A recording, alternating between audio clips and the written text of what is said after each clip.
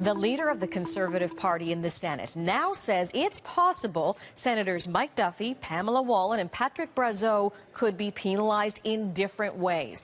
They are accused of abusing their Senate expenses, which they all deny. But this could be another crack in the Conservative campaign to get rid of the three senators. The CBC's Hannah Thibodeau is tracking this very latest development just today. Hannah, what did the leader of the government in the Senate tell our colleagues today?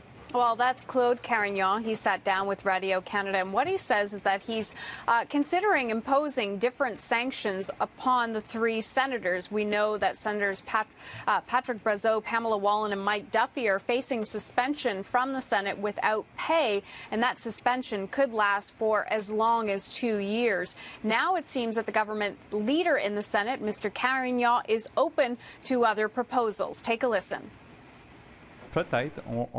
We will see what will be the consensus. I like to listen to the caucus and get consensus from them before announcing anything. So I will consult the caucus on Monday before the Senate sitting and hear their opinion. We will look at the past week and see if there are proposals for amendments that we could make. And we will study them and study Liberal amendments as well. So, Hannah, this could be a huge and very important development in all of this, couldn't it?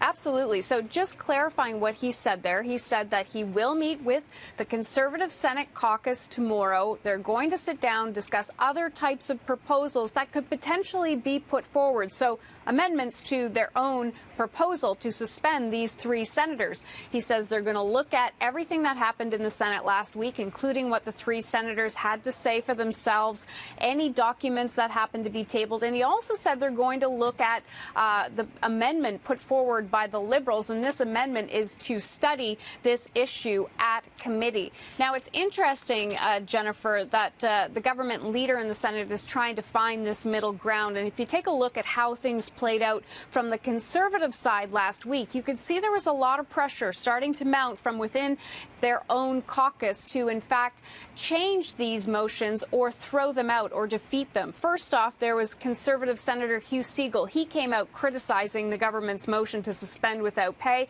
He openly said he would not vote in favor of this motion because he felt it didn't follow due process. Then a very big name came out later in the week, Don Plett. He's a Conservative senator, but he was also the former president of the Conservative Party, and he said that he wouldn't be in favor of these motions either, and he was also hearing from many other people who agreed with him. Take a listen. I have received hundreds of emails, and the emails are about 10 to 1 in favor, saying you are doing the principled and right thing. We appreciate the difficulty. These emails are coming from our base, a lot of them, people that I know personally, that I've worked with over the years, and they're across the country from coast to coast to coast. Also an MP, Peter Goldring from Edmonton, he came out and said that he was openly lobbying and calling Conservative senators to vote against this, to defeat this motion in the Senate. He says that if that didn't happen, he felt it was up to the Governor General to, in fact, disallow the motions to suspend these senators. So you can see there were some cracks in the Conservative caucus, and it appears now that the government leader in the Senate is trying to find a way to fill those cracks and move forward with this. Does seem this changes every single day, Hannah. Sure Thank you. Does. Hannah Thibodeau in Ottawa with the latest. Our comprehensive coverage will continue throughout the day.